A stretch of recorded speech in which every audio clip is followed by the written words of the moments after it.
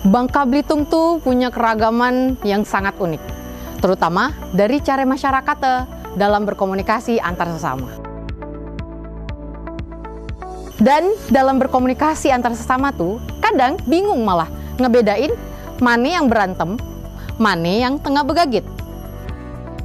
Bicara tentang begagit, masyarakat Bangka ini sering menyisipkan begagit dengan berbagai pantun.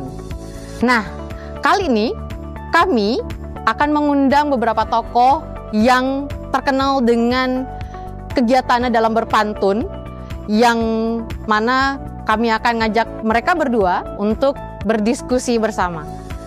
Siapa orangnya dan seseru apa sih ngobrol bareng mereka? Yuk ikutin ngobrol bareng tokoh berpantun di Kabupaten Bangka.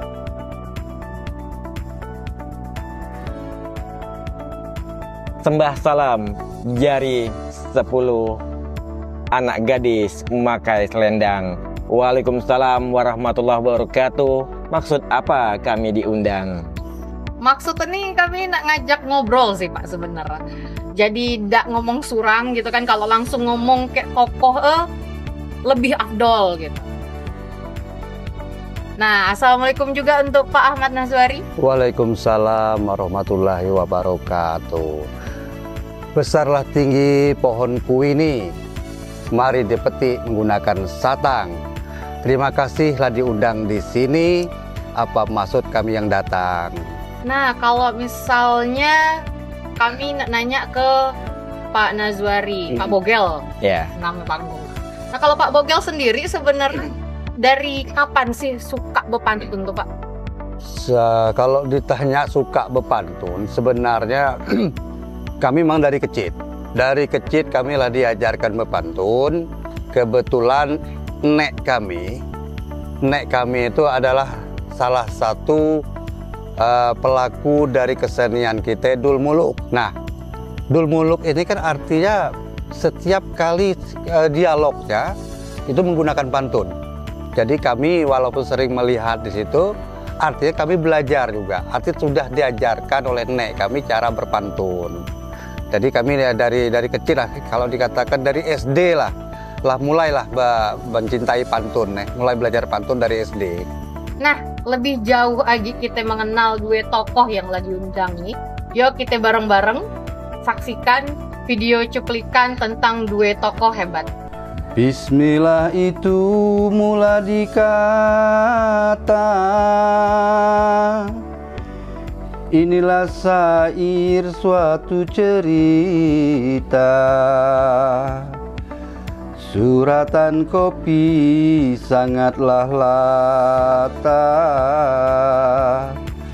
hurufnya kurang banyak yang buta. Hendak belajar pandaikan akal, niscaya hidup pastikan kekal. Jika ilmu sudah didapat, jangan dipakai untuk mengumpat. Orang pintar merasa bodoh, pondasi hidup pastikan kokoh.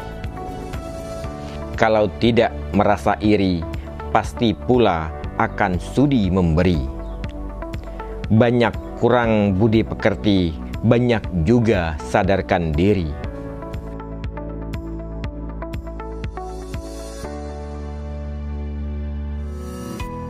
Nah, ternyata dua tokoh kita nih Kun pernah ngisi acara di salah satu radio, namanya acara Bebales Pantun. Nah, kalau untuk Bapak berdua nih, kemarin waktu ngisi acara tuh sejak tahun kapan sih Pak? Nah, kebetulan kami sendiri pernah jadi penyiar radio itu sekitar 11 tahun. Nah, acara yang kami asuh waktu itu adalah acara Bedincak Bedai. Bedincak Bedai, tapi khusus lagu-lagu dangdut dan juga lagu-lagu Melayu. Di zaman itu era sahang lagi tengah bagus, harga sahang bagus, petani pun bergairah waktu itu. Jadi dibuatlah suatu acara Bedincak Bedai untuk menghibur masyarakat kita yang di Bangka Belitung ini dengan lagu-lagu dangdut dan lagu-lagu Melayu. Khusus berbahasa daerah tuh. Khusus bahasa daerah. Jadi tidak boleh pakai bahasa lain. Nah, jadi zaman tuh belum ada kita yang lewat handphone apa segala macam, belum ada lagi pakai secari kertas, apa istilah namanya itu atensi. Jadi ditulis di atensi itu. Nah, disitulah ada kadang-kadang orang penggemar kita membukanya dengan menuliskan ada sedikit pantun sebagai pembukaan, baru nanti minta lagu, kirim salamnya untuk siapa, tapi diawali dengan pantun, walaupun hanya kata Bung Jaka tadi ada pantun Skarmina, artinya hanya sekedar 2 baris, dah baru ke lanjutan yang berikutnya. Itu kalau awalnya menggiatkan pantun di radio. Kebetulan kita waktu itu 11 tahun jadi penyiar di salah satu radio di Sungai Liat. Nah, untuk antusias dari Bedincak Bedai, orang yang atensi bepantun tadi itu, kalau dari pandangan Pak Jaka sendiri, cuman nih setiap tahun antusias masyarakat untuk bepantunnya sendiri? Ya. Jadi kami kemarin selaku pengelola lah, pengisi acara di radio tuh, kami mengusulkan karena animo masyarakatnya lewat atensi tadi banyak. Nah, jadi tahun 2000 ketika Babel itu jadi provinsi, ada acara baru kami buat di radio tuh. Acaranya Dendang Serumpun Sebalai. Kalau yang Bedincak Bedai itu siang, Dendang Serumpun Sebalai itu malam. Khusus lagu-lagu daerah. Dan kami sebagai pengelola acara itu, membawa acara itu, kami persyaratkan syarat orang nak minta lagu itu harus pakai pantun. Kalau tidak pakai pantun minta lagu, ada kami putar. Nah, tuh kira-kira tahun 2000-an. Berselang berapa tahun, animo masyarakat pantun ini semakin banyak. Baru muncullah acara sendiri, Berbalas Pantun. Nah, kalau misalnya bepantun tuh sendiri kan Pak, mereka kan jadi kayak beradu. Ya. Bepantun, bentar-bentar bepantun. Ada topik-topik tertentu dah setiap hari itu, apakah aku bakal bikin pantun ini dulu nih, langsung telepon. Ya. Ada topik tertentu dah. Kadang memang kami buat inisiatif seperti itu. Jadi selain kita membudayakan tradisi bepantun kita kaitkan kayak budaya-budaya kita yang lainnya. Misalnya sekarang nih di bulan puasa nih. Bulan puasa tuh apa sih biasanya orang Bangka Belitung ini melakukan apa di bulan puasa? Nah, kita buatkan topik tema seperti itu. Tapi kadang-kadang pendengar juga dia nak ngikut arahan kita. Jadi dorang lah buat pantun yang lah 2-3 hari buat pantun itu dia ngikut tema kita. Tetapi sebagai pelayanan publik kita di radio, macam mana pun pantun orang ya kita tetap kita terima dan kita balas lagi gitu. Tapi juga banyak masyarakat yang sadar dengan tema tuh, jadi tetap nyambung walaupun ada beberapa yang tidak nyambung. Oh, ada yang ikut apa yang kita harapkan, ada yang enggak. Kalau zaman dulu Pak, bepantun ini biasa topik tentang apa sih biasa yang paling sering jadi topik di bepantun zaman dulu? Kalau bukan yang di radio, bebas. Kalau di zaman dulu itu apapun. Jadi ketika misalnya kita ketemu kawan di jalan, misalnya gak ada lah lame, tidak ketemu, langsung keluar spontan bepantun sendiri. Nah, misal anak kijang bekejar-kejar. Cakep. Nah, kijang jatuh di gulung TI. Nah, oi bang, apa kabar? Dengar-dengar lah kayak mati. Nah, tapi pantun seperti itu karena kamilah akrab, dengar-dengar lah kayak mati. Nah, karena akrab itu biasa kami lakukan pantun-pantun macam itu. Jadi kadang-kadang pantun tuh juga dijadikan media untuk kita beulok. Iya. Walaupun kadang kita nak nyindir orang, tapi karena dibawain dengan cara yang humoris pantun tadi, nak marahin. Oke, seru betul kayak kalau pantun nih ya. Dan nih lagi ada pantun lagi. Di kebun renyek betanem. tanam si anak kunyit. Oi Bang Azwar, ngapainnya diem? Jangan-jangan tangga ada duit. Nah jadi pantun-pantun yang macam tuh yang keluar ketika kita di dalam keseharian. Ada Ora? Ya. Tergantung dari memang apa istilahnya sekarang ada trennya apa sekarang trennya apa. Dan kebanyakan memang pantun dulu, senda gurau lah, banyak senda gurau. Nah, tidak mengarah ke yang serius enggak. Kalau yang serius itu kebanyakannya adalah petuah dari ulama ataupun orang-orang tua kepada anak muda. Itu yang lebih ke nasihat, biasanya itu yang serius. Tapi kalau sehari-hari ini banyak senda gurau. Banyak senda gurau. Kalau sekarang tuh sendiri sebenarnya menurut Bapak berdua nih, pantun tuh agak sering dipakai tidak dalam berkomunikasi, atau mungkin cuma orang-orang tua bayi yang agak nak bepantun, atau mungkin hanya di waktu-waktu tertentu orang nek ini nak bepantun. Kalau sekarang sih kelihatan pantun tuh digunakan hanya acara-acara seremoni bayi, acara walaupun lah ada peraturan yang dibuat di provinsi.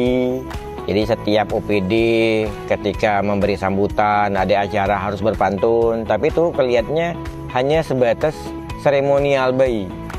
Jadi dalam berpantun itu sebenarnya kalau dulu sering nyelipkan budaya-budaya kita itu sendiri. Iya. Nah, bicara tentang budaya dan pantun nih Pak, kita nih kalau mentengah sekarang kami sering lihat berpantun nih di acara buka lawang menorang kawin. Nah, dengar-dengar Bapak berdua ini juga sering berpantun di buka lawang. Apa sih yang bedain ketika Bapak berpantun keseharian, Bapak berpantun di radio kemarin dengan topik-topik itu, dan berpantun di buka lawang? Apa yang Bapak rasakan beda mungkin? Mungkin dari Pak Bogelu? Ya, kalau dikatakan beda, memang beda. Nah, kalau acara buka lawang ini kan artinya terkonsep untuk acara misalnya acara pernikahan. Nah kita arahnya ke arah pelaku pernikahan tuh lah. Jadi kita tidak baca bebas. Jadilah kita konsepkan kalau ini yang mewakili tuan rumah, ini yang mewakili daripada tamu atau mempelai yang datang, entah mempelai laki-laki. Nah jadi kita tugasnya ini nanti pantunnya ini jawabnya macam ini, artinya lah tersusun. Kalau ditanya bedanya seperti itu beda. Tapi kalau misalnya kita di panggung, kalau seperti di panggung ya kita lihat sikon suasana di tengah masyarakat atau audiens atau penontonnya, kita lihat kadang-kadang muncul pantun spontan kalau yang di panggung. Tapi kalau yang di pernikahan itu tadi lah tersusun, lah terkonsep. Nah, itu bedanya. Balik lagi pertanyaan yang sering jadi ketakutan anak-anak muda nih kali Pak. Kalau berpantun tuh biasa ya, kendala apa yang sering Bapak rasakan? Baik dari dulu terus menlakini apa sih kendala-kendala dalam berpantun? Jadi syarat kita berpantun itu yang pertama harus banyak kosakata. Perbendaraan kata atau banyak nyimpen atau. Jadi karena kita kan di dalam pantun itu yang dibutuhkan adalah rima akhir. Nah kita harus banyak perbendaraan kata, persamaan rima akhir tuh. Jadi cincau, hijau, badau, pulau, kurau. Yang au tuh harus banyak.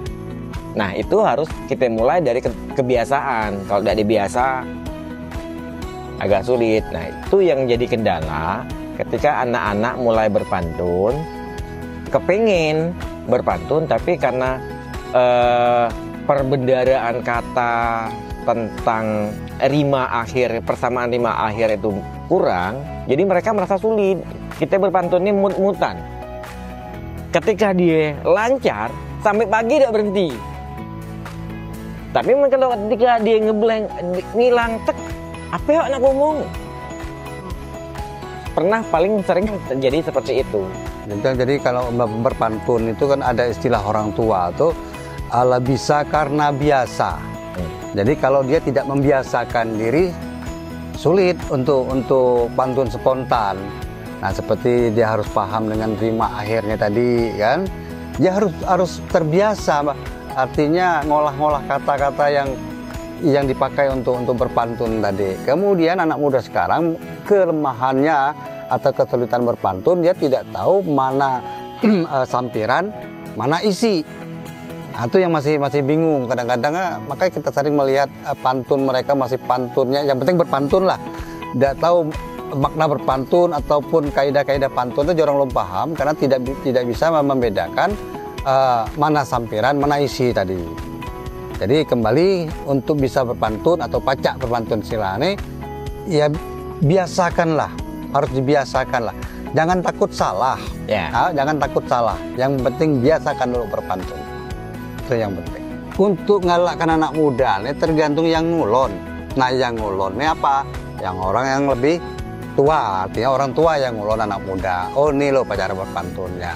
Tapi kalau misalnya peran orang tua atau langsung aku katakan peran pemerintah, kita selalu mengatakan anak muda nih kurang gairah berpantun, hanya sekedar ngomong tapi tidak kita ulon macam mana enak supaya orang punya minat berpantun. Pesan terakhir lah untuk generasi muda kita tentang pantun yang ada di Bangka Belitung. Pesannya untuk anak muda, palinglah enak si kelapa muda. Sekali diminum untuk menghilangkan rasa gerah. Untuk anak-anak generasi muda, mari berpantun, lestarikan budaya daerah. Ya. Itu tadi keseruan diskusi bareng tokoh pantun yang ada di Kabupaten Bangka. Semoga nanti makin banyak generasi muda yang makin gemar nih berpantun. Arep ati nanam sukun, batang sukun ditanam dekat selasih. Itu tadi dialog tentang berpantun. Cukup sekian, terima kasih.